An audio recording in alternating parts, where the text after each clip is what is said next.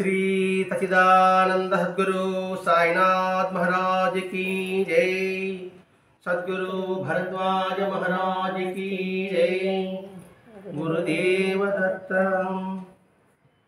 సద్గురు షిరిడి సాయినాథుని యొక్క సాన్నిధ్యంలో ఆచార్య ఎకరా భరద్వాజ మాస్టర్ గారి యొక్క ఆశీస్సులతో ఈరోజు సాయినాథ ప్రబోధామృతం అనే అంశాలను వివరించుకుంటున్నాం.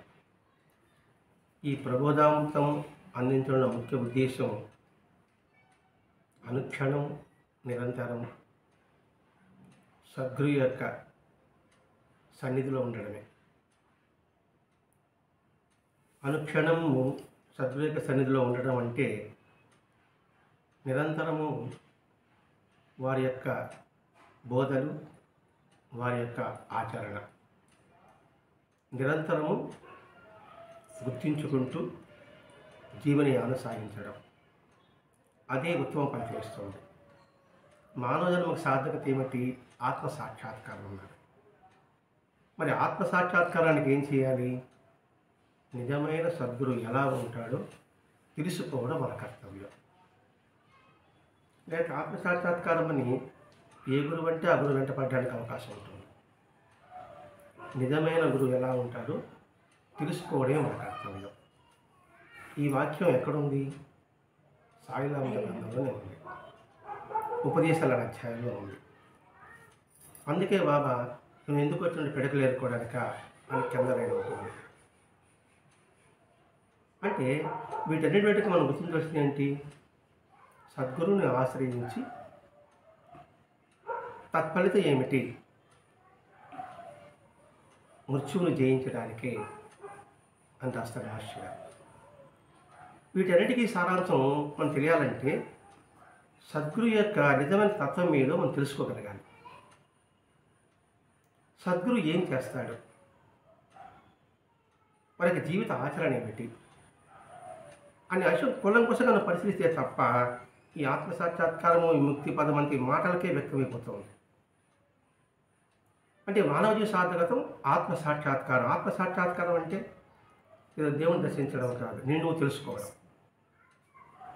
నేను తెలుసుకోవడమే ఆత్మ సాక్షాత్కారం. నన్ను నేను తెలుసుకున్నాను అనుకోండి, ఇంకా సృష్టి అంతా కూడా నేను తెలుసుకున్నాను లెక్క. సృష్టి అంతా కూడా తను తాదాత్మ్యం చెందినట్టు. సృష్టి అంతా తాను తాదాత్మ్యం చెందినప్పుడు వేరనే భావం ఉండదు. వేరెక్కడ ఉంటుంది? అంతా తాదాత్మ్యం మమేకమైనప్పుడు ఇంక వేరే అవకాశం లేదు. ఒక చక్కెర బొమ్మ సముద్రంలో పడింది అనుకోండి, ఇంకా చక్కెర బొమ్మ కనబడదు. అక్కడ ఉప్పు బొమ్మ వేసినా కనబడదు, మట్టి బొమ్మ వేసినా కనబడదు. అందులో మమేకమైపోతుంది. అది రాతి బొమ్మ వేస్తే అడుగు ఉండొచ్చు. కాబట్టి రాతి బొమ్మ వ్యవస్థ ఏమిటి? రాతి బొమ్మకు అవగాహన ఏముంటుంది? ఏముండదు, గట్టిగా ఉంటుంది. కాబట్టి ఆ విధానాన్ని మనకు అందించడమే మాస్టర్ గారి యొక్క ఉద్దేశం. అందుకే ఈ ప్రబోధాన్ని అందించాడు. ఇందులో బాబా చెప్పక చెప్పిన సత్యాలట ఈ అధ్యాయం. చెప్పక చెప్పిన సత్యాలు. బాబా సాయి చెప్పిన సత్యాలని చెప్పచ్చు, సాయి చెప్పిన సత్యాలు మాస్టర్ రాయొచ్చు. చెప్పక చెప్పిన సత్యాలు అంటే చెప్పినట్టు కాదు, చెప్పనట్టు కాదు, అంటే నిగూఢంగా ఉంటుంది. చెప్పినట్టుగా చెప్పినట్టుగా నిగూఢంగా ఉంటుంది. ఆ నిగూఢతను తెలుసుకోవడమే సత్యం. నిగూఢంలో సత్యం ఉంటుంది, బయట కనిపించదు. బంగారు కావాలంటే బయట కనిపించదు, భూములు లోపలికి వెళ్ళాల్సి ఉంది. ముత్యాలు కావాలంటే సముద్రం పైన కనపడదు. నత్తగుళ్ళు బయట కనబడతాయి సముద్రం ఒడ్డున. ముత్యాలు కావాలంటే అడుక్కి వెళ్ళాలి. కనబడలేనంత మాత్రాన ముత్యాలు లేవని చెప్పగలమా? అలాగే మనకు అనుభవం కానంత మాత్రాన, మనకి తెలియనంత మాత్రాన అది సత్యం కాదని చెప్పగలమా? కాబట్టి నాకు అనుభవం కాలేదు, అది ఎవరి పట్ల కావచ్చు. అది రాముడు అంటారా, కృష్ణుడు అంటారా, రమణ మహర్షి అంటారా, రామకృష్ణ పరమహంస అంటారా. నాకు అనుభవం కానంత మాత్రాన అది అసత్యం అని చెప్పడానికి వీలు లేదు. ఆ సత్యం నిగూఢంగా దాగి ఉంటుంది, కంటికి కనిపించకుండా ఉంటుంది, శబ్దం లేకుండా ఉంటుంది. కంటికి కనిపించింది శబ్దం లేకుండా తెలుసుకోవాలంటే ఎంత నిశితంగా పరిశీలించాలి. ఎంత జాగ్రత్తగా ప్రయాణం సాగించాలి, ఎంతగా వెతకాలి. ఆ వెతికితే నీకు జ్ఞానం లభ్యమవుతుంది. అందుకే సాక్షాత్తు శివుడు దక్షిణామూర్తి అవతారం ఎత్తాడు. దక్షిణామూర్తి ఏం బోధించాడు? కొన్ని వందల మంది మహాత్ముల శిష్యులందరూ జ్ఞానాన్ని పొందారు. ఎలా పొందారు వాళ్ళు? ఆయన నోరు విడిచి ఏం చెప్పాల, నోరువి ఏమి చెప్పాల. అంటే నిజమైన జ్ఞానతత్వాన్ని ఆ మౌనంలోని వీడు గ్రహించగలిగారు. ఎలా గ్రహించగలిగారు అంటే ఆ వ్యక్తి పట్ల సంశయం ఉండదు. నిరంతరము ఆయన బోధిస్తున్నాడనే భావన ఉంటుంది. అది మనకే అర్థం తెలుస్తుందండి. మనకేదో సమస్య సందేహం వచ్చినప్పుడు అలా ఆలోచించుకుంటూ ఉన్నప్పుడు మనకే తడుతుంది.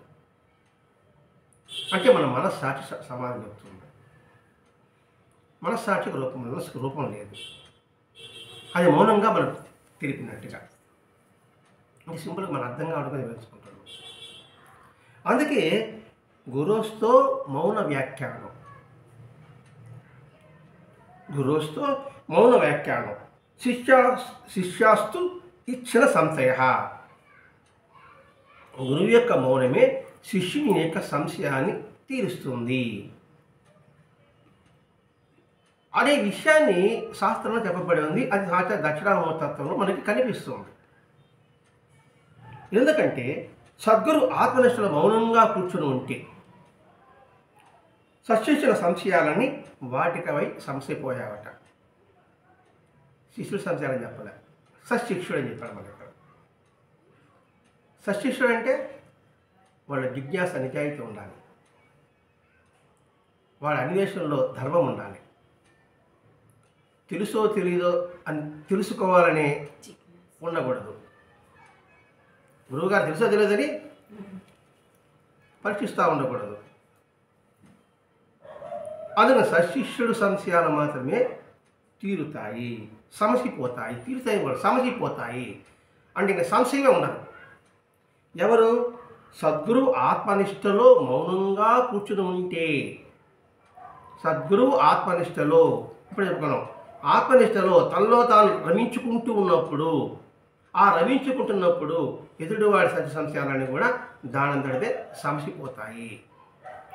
ఈ ఒక వాక్యం చదివితే ఎలా అని కూడా అనుకోవచ్చు. మీరు చెప్పారు, ఎంతవరకు వాస్తవం? నాకు అనుభవం కాలేదంటాం మనం. మన అనుభవమైన వాళ్ళు మనం చూసుకోవాలి. ఉదాహరణకి రమణ మహర్షి దగ్గర పాల్ బ్రెంటర్ ఎన్నో సంశయాలకు వచ్చాడు. అతను తమిళ్ రాదు, ఇంగ్లీష్ ఒకటే వచ్చు. రమణ మహర్షి ఇంగ్లీష్ రాదు, తమిళ్ ఒకటే వచ్చు. చూశాడు, వారం వరకు చూశాడు. ఎవరు ట్రాన్స్లేషన్ వాళ్ళు ఒకరు కనపడలేదు. చివరి రోజు అక్కడ కూర్చున్నాడు, రమణ మహర్షి కూర్చున్నాడు. ఇందులో ట్రాన్స్లేషన్ ఒకడు వచ్చాడు. నువ్వు అడగని నేను రమణ మహర్షి అడుగుతా అని.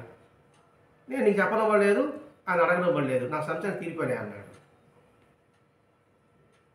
ఇది ఒక రమణ మహర్షి విషయంలోనే కాదు, మనం ఏ మహాత్ముల సన్నిధికి వెళ్ళినా కూడా తప్పకుండా మన సంశయాలు తీరుతుంది. అది సమాధి కావచ్చు, సజీవంగా మహాత్ములు కూడా కావచ్చు. సరే, మేము మహాత్ములు చూడలేదు, సమాధి దర్శించలేదు. వారి యొక్క గ్రంథమే వారి యొక్క స్వరూపం. ఆ గ్రంథంలో మన సంశయాలను సమసిపోతాయి. లేదా వారి బోధలు, లేదా మహాత్ముల యొక్క జీవిత ఆచరణలో మన సంశయాలు తీరిపోతాయి. ఇప్పుడు పాల్ బ్రెంటన్ మహాత్ముడు అనుకుందాం, ఆయన జీవితం ద్వారా మన సంశయం తీరుతుందా లేదా? అలాగే అబ్దుల్ కలాం తీరదా? వివేకానందుడు తీరదా? కాబట్టి ఇక్కడ దక్షిణామూర్తత్వం తెలుసుకుంటే సద్గురుని తెలుసుకున్నట్లే. అలాగే ఇక్కడ ఆత్మజ్ఞాన సద్గురు యొక్క బోధ వాస్తవానికి మౌనమే. నిజంగా వాస్తవానికి ఆత్మజ్ఞాన వాడికి వాచ ఏమి చెప్పడు. వాచ చెప్పడానికి వాళ్ళు మనస్కరించకూడదు వాళ్ళు. ఎందుకంటే మహాత్ములు బాబాజీ ఎక్కడ ఉపన్యాసాలు ఇవ్వలేదు, శిష్యుల్ని సేకరించలేదు, శిష్యుల్ని ప్రచారం చేయించలేదు. సున్నితంగా పరిశీలిస్తే బాబా సన్నిధిలో కూడా ఎంతమంది బాబా చెప్పకుండానే ఎంతమందికి సంశయాలు సమసిపోయి ఉంటాయి. అది మనం ఉదాహరణ చెప్పుకుంటే రేగే చెప్పుకుందామా, లేదా సాటే చెప్పుకుందామా, లేదా నాకే చెప్పుకుందామా, ఎవరికో ఏదో ఒకటి సంశయం వాటితో తొలగిపోయే సందర్భాలు ఉన్నాయి. అని చెప్తున్నాడు. ఆత్మీయ తదుపు యొక్క మౌనానికి వాస్తవానికి మౌనమే. పరిపక్వత లేని వాళ్ళకి మాత్రమే వాచ బోధిస్తాడు. సాధకులకి ఆచరణ ద్వారా బోధిస్తాడు. అది సద్గురు యొక్క లక్షణం. పరిపాలనకి ఎంత ఆచరణ చూపించినా చెప్పినా అర్థం కాదు, మాటలు చెప్తే అర్థమవుతుంది. ఒక నీతి ఉంది, ఆ నీతి మోరల్ ఉంది, అది చెప్తే అర్థం కాదు, కథల రూపంలో చెప్తే అర్థమవుతుంది. కథల రూపంలో చెప్పంటే మాట చెప్పాల్సి ఉంది. సాధకులకి ఆచరణ ద్వారా చెప్తాడు. ఈ బాబా యొక్క గురువు కూడా ఆత్మనిష్ఠులై మౌనంలో ఉండే నన్ను ఉద్ధరించాడని బాబాని చెప్పాడు. బాబా గురువుని ఆశ్రయించాడు, పని సొంత సేవించాలని చెప్పాడు. ఆయన వాచ నోరి విప్పి ఏమీ చెప్పలేదు. ఇప్పుడు బాబాజీ చూసాం తన గురువు ఏ విధంగా సేవించాడు కాబట్టి. వాచ ఏం చెప్పలే, మాటలు ఏం చెప్పలే, ఏమి బోధించలే, ఏమి బోధించలేదు. నేను ఉద్ధరింపబడ్డా. మా సద్గురువు ఆత్మనిష్టలో మౌనంలో ఉండే నన్ను ఉద్ధరించాడని బాబాని చెప్పాడు. బాబా మాట మనకు సత్యం, అదే ప్రమాణం చేసుకోవాలి. అంటే బాబా యొక్క గురువు ఎవరు? దక్షిణామూర్తి యొక్క తత్వం. ఇక్కడ దక్షిణామూర్తి అని చెప్పాలి. ఆ తత్వం ఎవరైతే ఉంటుందో వాడు దక్షిణామూర్తి అంతే. అయస్కాంత లక్షణం ఎందులో అయితే ఉంటుందో అది అయస్కాంతమే. దాని పూర్వ రూపం ఉండదు, పూర్వ వైభవం ఉండదు. కాబట్టి దక్షిణామూర్తి తత్వం ఎవరైతే ఉందో అది వాళ్ళ గురువులో కనిపించింది. వాళ్ళ గురువు గారు కూడా ఆత్మనిష్టలో మౌనంతోనే నన్ను ఉద్ధరింపజేశాడు అని బాబాని చెప్పాడు. కాబట్టి బాబా చెప్పిన మనం ప్రమాణం తీసుకోవాలి. అర్హులైన శిష్యులకు కూడా తన నుండి ఆ విధంగానే గ్రహించమని సత్ఫలితాన్ని పొందమని బాబా చెప్పాడు. అర్హులైన శిష్యులకి తమ నుండి కూడా అలానే సత్ఫలితం పొందాలని బాబాని చెప్పాడు. అంటే నేను నా గురించి ఎలా సేవించానో, ఏ విభాగంతో ఉన్నానో అలా ఉంది. దానికి ఎంతో పరిపక్వం కావాలి. బాబా హేమాత్ పంతులు చెప్తాడు, సాయినాథుడు.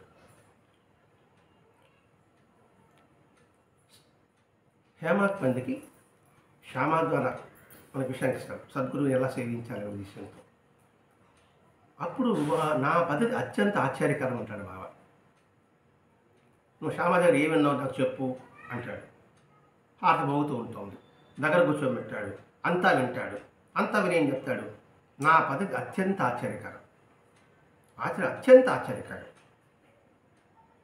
అంటే అప్పుడు బాబా బోధిస్తున్నాడు శిష్యుడు కాబట్టి హేమంత్ పంత్కి. నేను బోధించాడు, సర్వగతుడైన ఈశ్వరుని యందు మనసు నిలబడటమే పరమార్థం.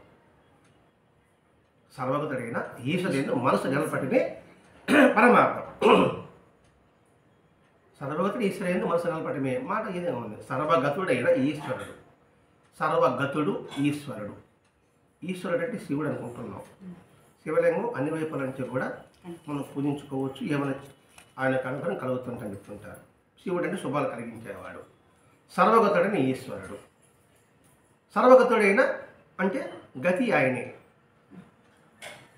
మరి ఆ ఈశ్వరుడికి లింగరూపం అందామా, పంచభూతాల రూపం అందామా, ప్రకృతి రూపం అందామా?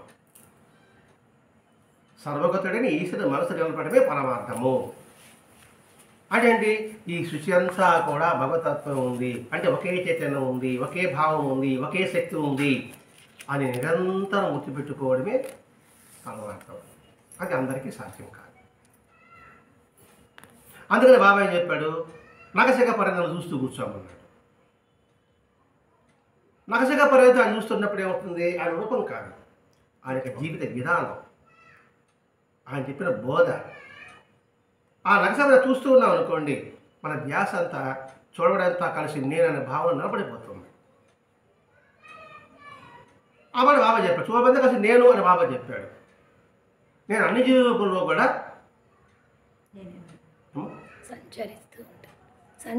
సంచరిస్తూ ఉంటానంటాడు. ఉంటానని చెప్పరా, అన్ని జీవుల రూపంలో నేను సంచరిస్తూ ఉంటానన్నాడు. ఇదే మన భగవద్గీతలో కృష్ణబాబు చెప్పాడు కదా, అన్ని జీవ రూపంలో నేనే ప్రకటమవుతున్నానని. నాకు గుర్తుండే 10వ అధ్యాయం 20వ శ్లోకం ఉంటే ఉండొచ్చు. కృష్ణుడు ఏం చెప్పాడు అది బాబా చెప్పాడు, బాబా ఏం చెప్పాడు అది వెంకటేశ్వర చెప్పాడు. అంటే ఈ భావాన్ని నిలుపుకున్నారనుకోండి, ఇంకా వాచాబోధ అవసరం ఎలా ఉంటుంది? కాబట్టి మనకి పరిపక్వం లేదు కాబట్టి నగజగ పర్యంతం ఆయన చూస్తూ ఉండి ఇది కుదరకపోతే అలా చూస్తుంటే నేను ధ్యానిస్తున్నాను, ధ్యానం ఒక వస్తువు ఉంది, ధ్యానించే క్రియ ఉంది, నేను ఆయన చేసే పని ఉండదు, సపరేట్గా ఉండదు. నేను చేస్తున్నాననే భావం నాకు ఉండదు, చేయడానికి ఒక ఆకారం ఉందనే భావం నాకు ఉండదు, ఆ ప్రక్రియ జరుగుతుందనే భావం నాలో ఉండదు.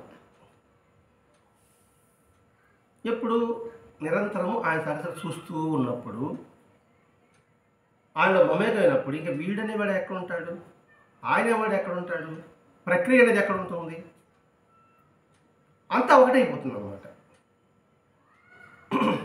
మనం ఆ రాస్తాం, ఆ దిద్దగా దిద్దగా దిద్దగా దిద్దగా దిద్దగా దిద్దగా దిద్దగా ఏమవుతుంది, అది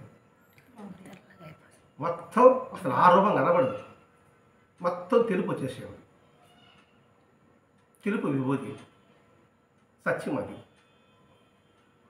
పలక నల్లగా ఉంది, ఆ రసం దిద్దరికి ఏమైంది, నలుపు పోయింది, తెలుపు వచ్చేసాడు.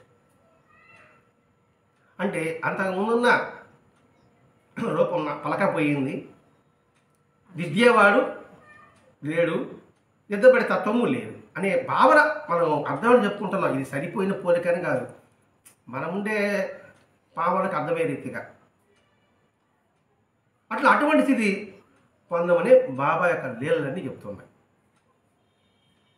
ఇంకా ప్రతి ఒక్కడికి మాట ఇలా చేస్తాడు ఆయన. ఆయన జీవిత ఆచరణని, ఆయన బోధనని మనం గ్రహించగలిగితే నిత్యము మనం జ్ఞానాన్ని పొందగలం. అది ఇక చెప్పడం అర్హులైన శిష్యులకి అలాంటి సత్ఫలితాన్ని పొందమని బాబాని చెప్పాడు. ఇప్పుడు బాబా చెప్పేది ఒక లీలను కనుక కూడా అంతరార్థం ఏమిటి? జ్ఞానాన్ని పొందండి, అజ్ఞానాన్ని విడనాడండి. కానీ దానికి పరిపక్వత కావాలి. పరిపక్వత అంటే మొట్టమొదట సంశయం ఉండకూడదు, నిరంతరము భావన ఉండాలి. ఏమని భావన? అంతటా ఉన్న తత్వమే చైతన్యమేదో ఒకటి అనే భావన నిరంతరం ఉండాలి, దృఢంగా ఉండాలి. దృఢంగా ఉంటే పరిపక్వత వస్తుంది. పాకం పెడతాం, అరిసెలు పాకం పెడతాన్నప్పుడు ఒకరు పాకం పెట్టి బ్రహ్మాండం పాకం పెట్టి చేస్తే తట్టి ఎవరు ఎక్కువ అనుకుంటారు. ఇక్కడ పాకం పట్టడం అంటే ఆమెకు అనుమానం లేదు. కళ్ళు మూసుకొని అటు వేసినా బెల్లం ఏమేసినా అనుమానం ఉండదు, ఇది చెడిపోతుందా ఏమని భావన నాకు ఉండదు, సంశయం ఉండదు. నిరంతరం వేసేది కూడా ఇది బాగుండాలి, ఇది బాగుంటుంది భావనతో ఉంటారు. అంత కొంతమంది వాళ్ళ దగ్గరనే పాకం పట్టమంటారు, నువ్వే పట్టమంటారు.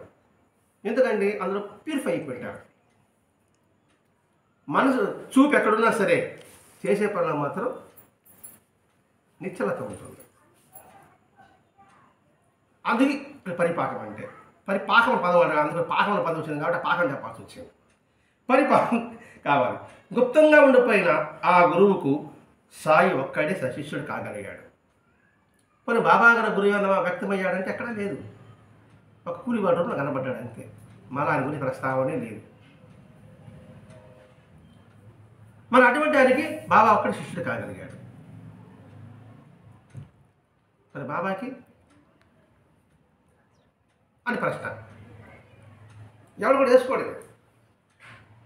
అంటే ఎందుకంటే పామలైన మనకి బాబా ఎన్ని సత్యాన్ని బోధన ద్వారా, ఆచరణ ద్వారా ఎన్ని బోధించాడు.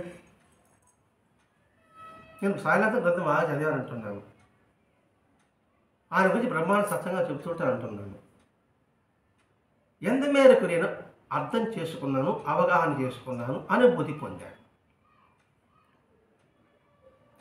ముందు అర్థం కావాలి, అవగాహన కావాలి, అనుభవంతో పాటు అనుభూతి కావాలి. అనుభూతి పొందినప్పుడు మాత్రమే అది వాస్తవం. అది విస్మరిస్తున్నాం మనం.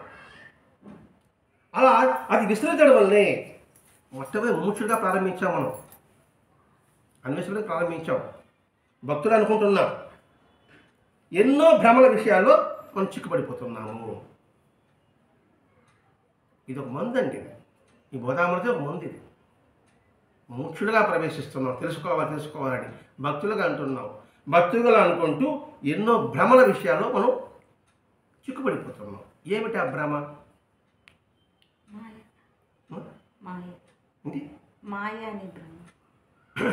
మాయ కదా. ఏ భ్రమ అంటే ఎందులో పడుతున్నాము?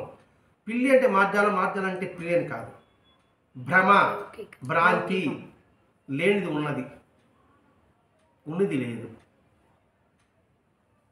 ఇక్కడ భ్రమ అనే పదం వాడాడు కదా, అంటే భ్రాంతిని పట్టుకున్నాడు కదా, విషయవలం అంటున్నాడు కదా, భ్రమే విషయవలయం అంటున్నాడు అక్కడ. అంటే వాస్తవాన్ని తెలుసుకోలేకపోవడం. ఏమిటి అని కూడా పరిశీలించుకుందాం. నేను ముముక్షుడిని, నేను భక్తుడిని, బాబా చదివాను, బాబా సొత్తులు కంఠస్థం పెట్టాను, దాన్ని వివరిస్తున్నాడు.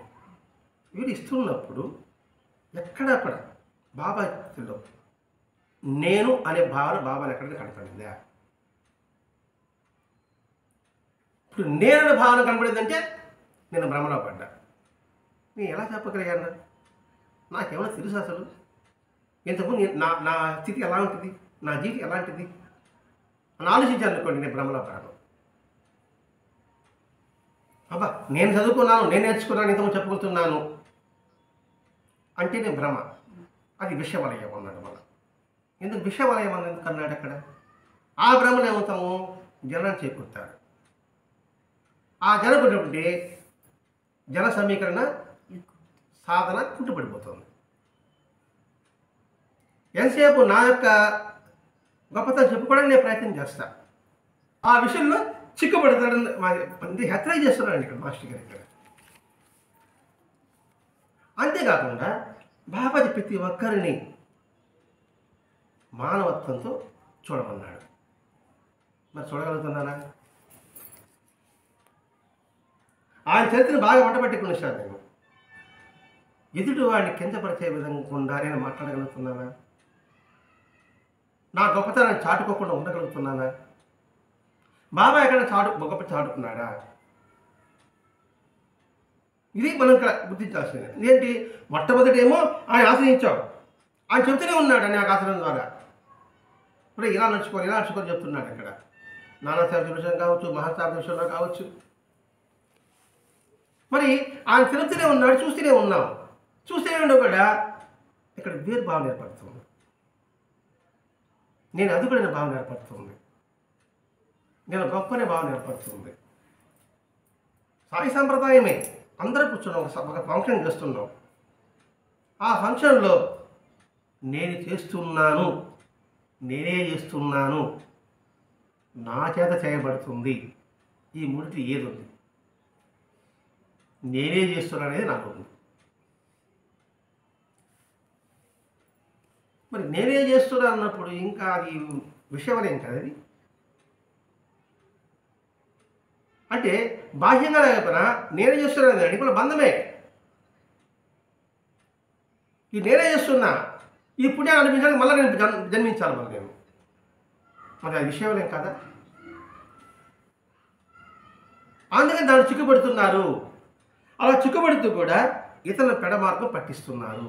వాడు చిక్కుపడితే పర్వాలా, ఇతరుల పెడమార్గం పట్టిస్తున్నారు. నేను చెప్పాను ఇప్పుడు ఇలా జరిగిందనేసి. వాళ్ళకి అనిపిస్తుంది, మనం కూడా ఇలా చెప్పగలం కదా అనిపించదా? సహజం. ఒక మంత్రగాడి విద్యలు నేర్చుకుంటాను అనుకోండి, వాడి నేను నేర్చుకుంటాను అనుకోండి, వాడు శిష్యుడు.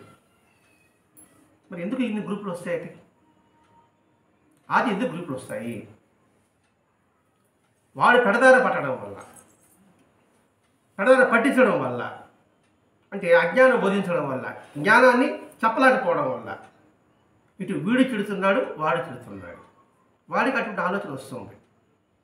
ఇదే మాస్టర్ గారు కుశాభాస సంగతి రాస్తాడు. అలా మహిమలు చేయడం వల్ల ఎదుటి వాడి తను కూడా చేయాలనిపిస్తుంది.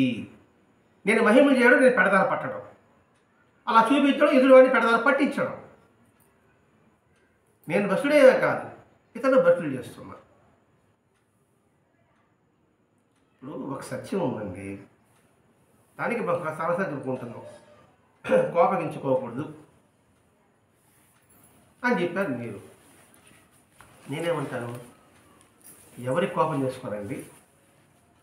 భృగు మహర్షి కోపం చేసుకున్నాడు, మహావిష్ణువుని గుడి మీద తన్నాడు.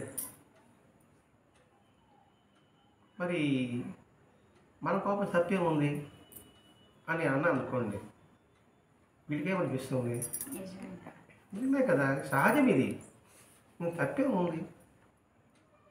దురదాన్ని మంచి కోపం చేసుకున్నాడు కదండి, మనం తప్పు చేస్తాను అన్నాడు అనుకోండి,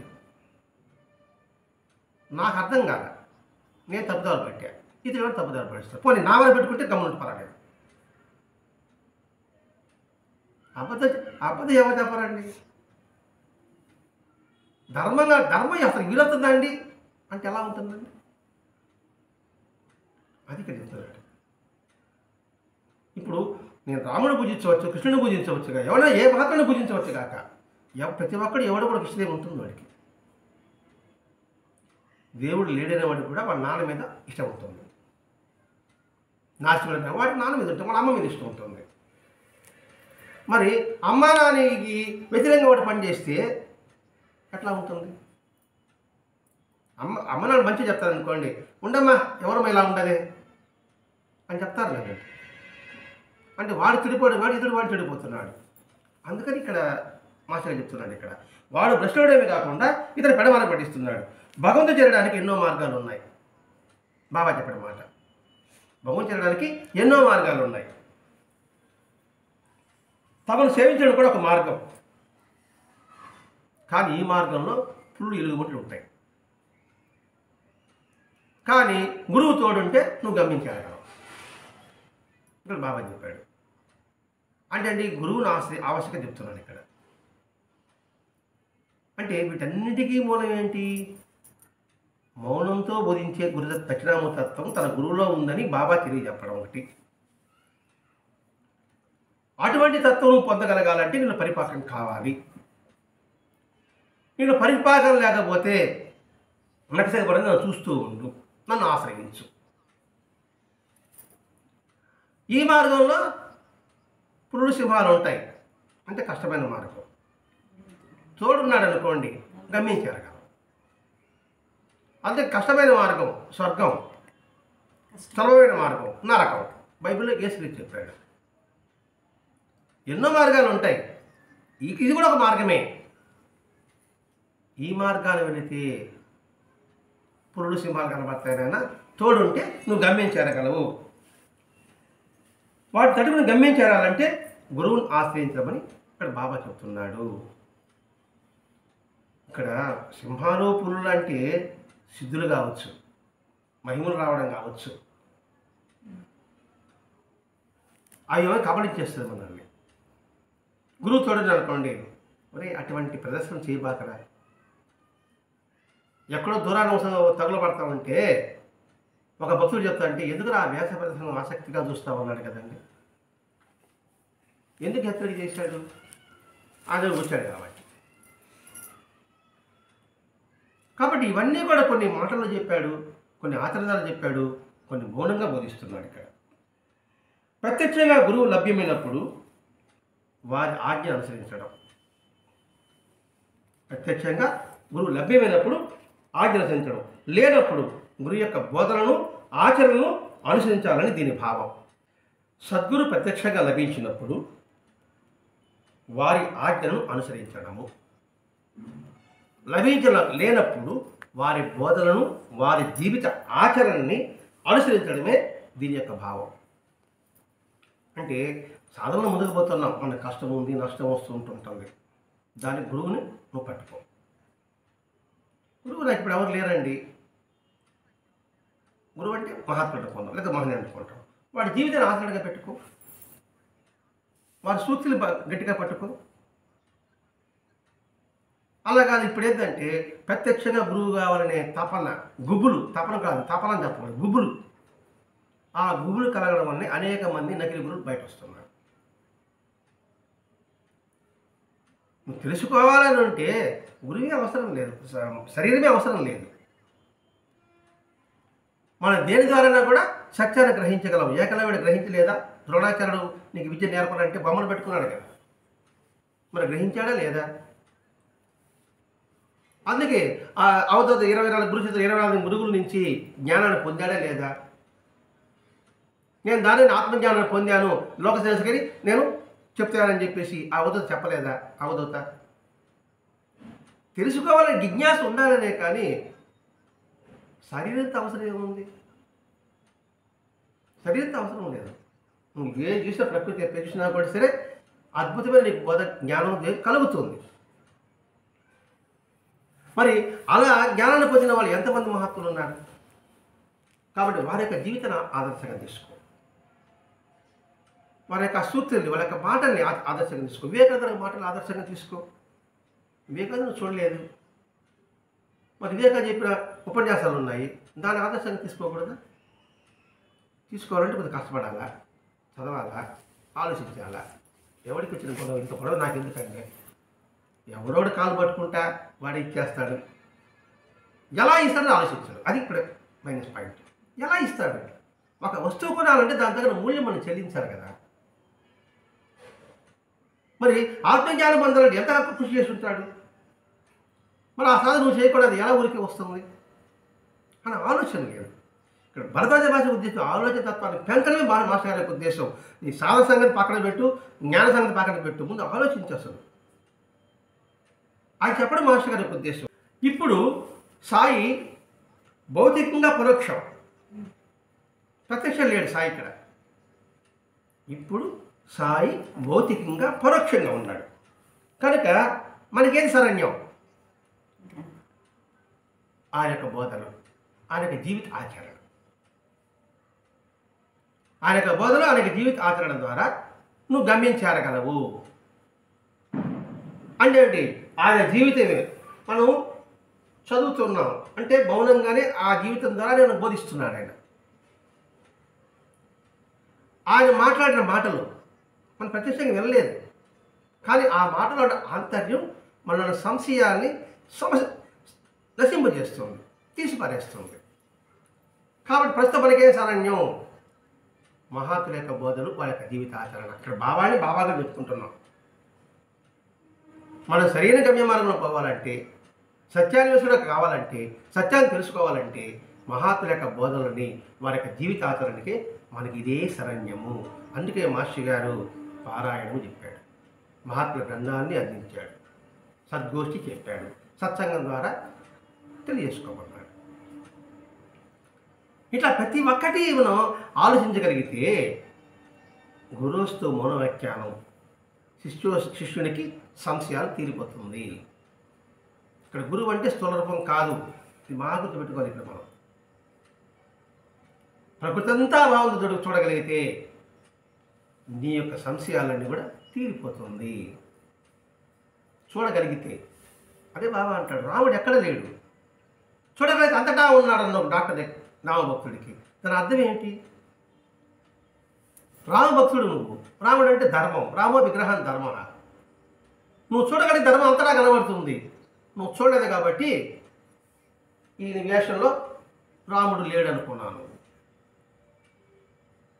ముస్లిం అనుకున్నావు. ధర్మం కావాలా, రూపం కావాలా? ముందే చెప్పాను, అయస్కాంత లక్షణం కూడా అంటే అన్ని అయస్కాంతలే కదా, నీకు రూపంతో ఏ సంబంధం ఉంది అనే విషయాన్ని బాబా అని చెప్తున్నాడు ఇక్కడ. కాబట్టి మనకు శరణ్యం ఒకటే ఒకటి శరణ్యం, మహాత్ముల యొక్క బోధలు, వారి యొక్క జీవిత ఆచరణ. తద్వారా మనం జ్ఞానాన్ని పొందగలం, జ్ఞానంలో పయనించగలం, జ్ఞానాన్ని అందివ్వగలం. అది ఇక్కడ దత్తాత్రేయ తత్వంలో ద్వారా మనకి మాస్టర్ గారు వివరిస్తున్నాడు. ఇప్పుడు బాబా అందుకే రహస్యంగా చూస్తున్నాడు, బాబా చూస్తున్నావు, పరోక్షంగా ఉన్నాడు, ఆయనే మాట్లాడుతున్నాడు, ఆయన మాట్లాడైపోయాడు. కానీ ఆయన యొక్క జీవితం స్ఫురణకు వస్తుంది. కాబట్టి మనకు శరణ్యం ఏంటి? అదే చెప్పాడు, మనకు శరణ్యం వారి బోధనని, వారి జీవితాచరణని చేసుకోవడమే. ఇది ఈ గురువు యొక్క మౌన వ్యాఖ్యానం ద్వారా శిష్యుని సంశయం ఎలా తీర్చుకునే విషయం ఇక్కడ బాబా మనకు చెప్పింది.